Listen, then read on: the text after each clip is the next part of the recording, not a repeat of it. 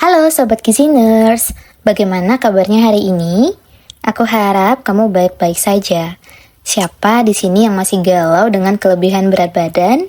Apakah kamu salah satunya? Baiklah, kali ini aku mau bahas terkait obesitas atau dikenal dengan kelebihan berat badan. Kamu yang mau menurunkan berat badan namun tidak kunjung turun? Nah, dalam video kali ini aku bukan hanya akan membahas terkait obesitas, namun juga terkait bagaimana cara menurunkannya. Simak videonya ya. Obesitas adalah kelebihan berat badan sebagai akibat dari penimbunan lemak tubuh yang berlebihan.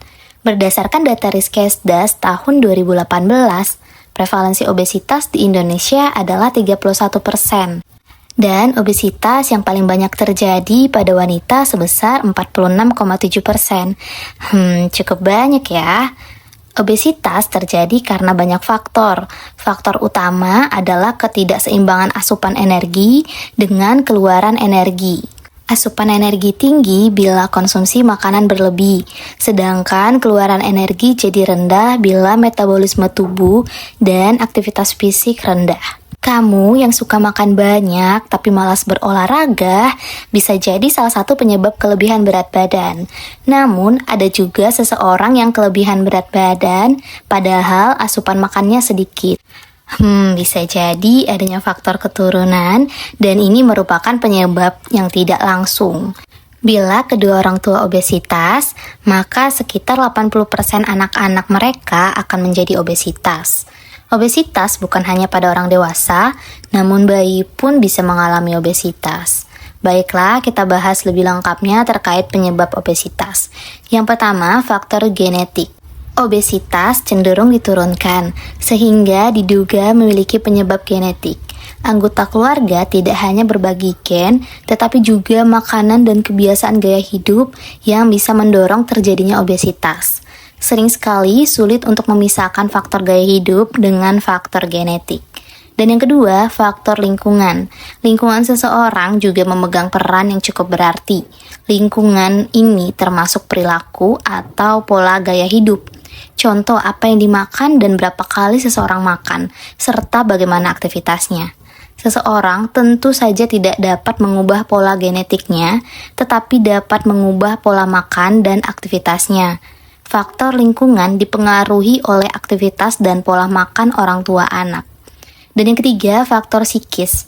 Apa yang ada di dalam pikiran seseorang bisa mempengaruhi kebiasaan makannya. Banyak orang yang memberikan reaksi terhadap emosinya dengan makan. Salah satu bentuk gangguan emosi adalah persepsi diri yang negatif. Ada dua pola makan abnormal yang bisa menjadi penyebab obesitas, yaitu makan dalam jumlah banyak atau binge, dan makan di malam hari atau sindroma makan pada malam hari. Kedua pola makan ini biasanya dipicu oleh stres dan kekecewaan.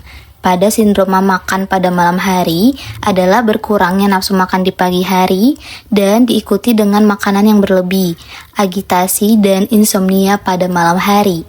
Dan yang keempat, faktor kesehatan. Beberapa penyakit bisa menyebabkan obesitas, di antaranya yang pertama hipotiroidisme, dan yang kedua sindroma Cushing, dan yang ketiga sindroma Prader-Willi, dan yang keempat beberapa kelainan saraf yang dapat menyebabkan seseorang banyak makan. Dan yang kelima faktor obat-obatan.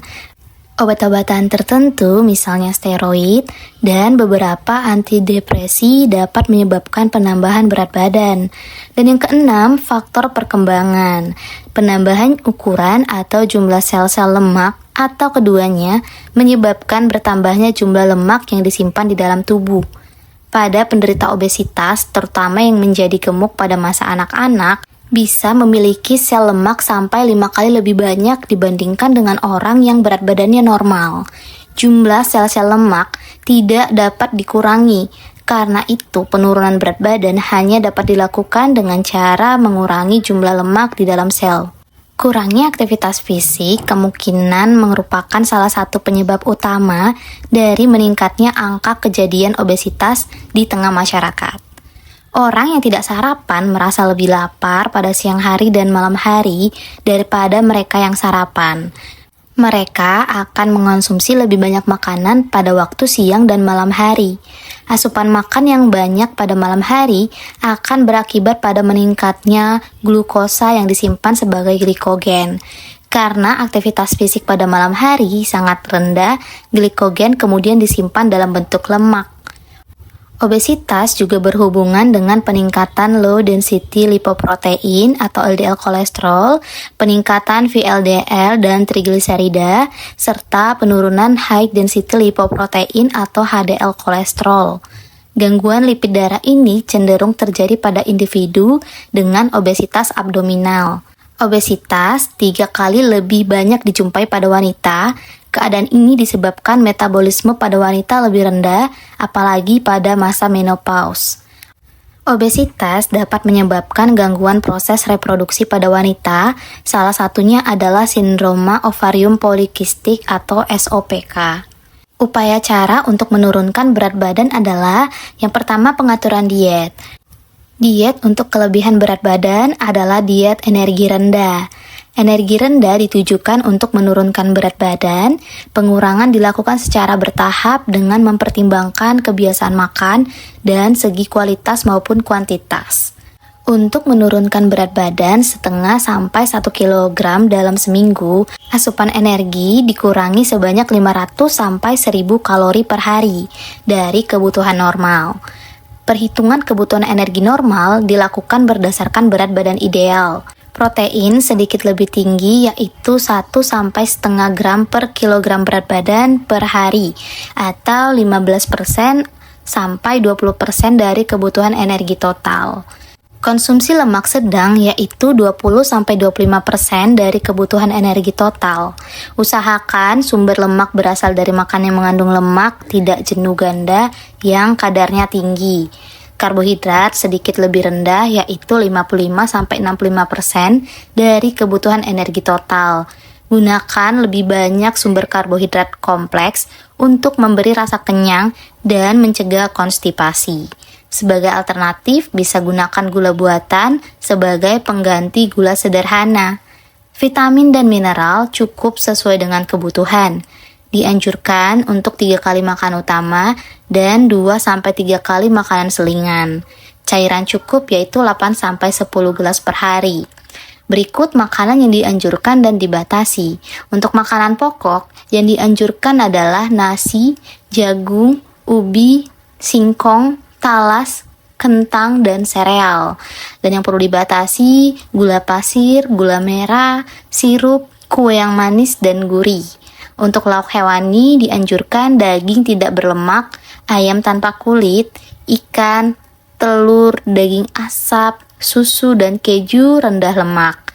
Dan yang dibatasi daging berlemak, daging kambing, daging yang diolah dengan santan kental dan digoreng, jeroan, susu full cream, dan susu kental manis. Untuk lauk nabati yang dianjurkan adalah tempe, tahu, susu kedelai, kacang-kacangan yang diolah tanpa digoreng atau dengan santan kental. Dan yang dibatasi kacang-kacangan yang diolah dengan cara digoreng atau dengan santan kental. Untuk sayuran dianjurkan sayuran yang banyak mengandung serat dan diolah tanpa santan kental, yaitu tumis, rebus, kukus, dan dengan santan encer atau lalapan. Dan yang dibatasi sayuran yang sedikit mengandung serat dan dimasak dengan santan kental. Untuk buah-buahan dan yang dianjurkan semua macam buah-buahan terutama yang banyak mengandung serat. Dan yang dibatasi durian, alpukat, manisan buah-buahan, dan buah yang diolah dengan gula dan susu full cream atau susu kental manis. Dan untuk lemak dianjurkan minyak tak jenuh tunggal atau ganda seperti minyak kelapa sawit, minyak kedelai, dan minyak jagung yang tidak digunakan untuk menggoreng. Dan yang dibatasi minyak kelapa ataupun kelapa serta santan. Berikut adalah jenis-jenis diet energi rendah. Dan yang pertama, diet energi rendah 1 sebanyak 1200 kalori dan diet energi rendah 2 sebanyak 1500 kalori. Diet tersebut diperuntukkan kepada kamu berdasarkan IMT lebih dari 25 dan disesuaikan dengan kemampuan. Diet tersebut diberikan secara bertahap. Berikut adalah contoh bahan makanan dalam sehari dan dibagi untuk 3 kali makanan utama dan 2-3 kali makanan selingan. Dan ini untuk diet energi rendah 1 sebanyak 1200 kalori. Dan ini adalah diet energi rendah 2 sebanyak 1500 kalori. Dan tips kedua, terapkan gaya hidup sehat seperti melakukan aktivitas fisik, berolahraga, dan tidur yang cukup ya. Baiklah, semoga kamu dapat menjalankan diet sehat berikut ya. Dan jangan lupa subscribe agar kamu tidak ketinggalan informasi penting lainnya. Juga like, komen, dan share video ini kepada keluarga, teman atau kerabat kamu yang ingin menurunkan berat badan namun sulit untuk dilakukan. Thank you for watching. See you the next video. Bye bye.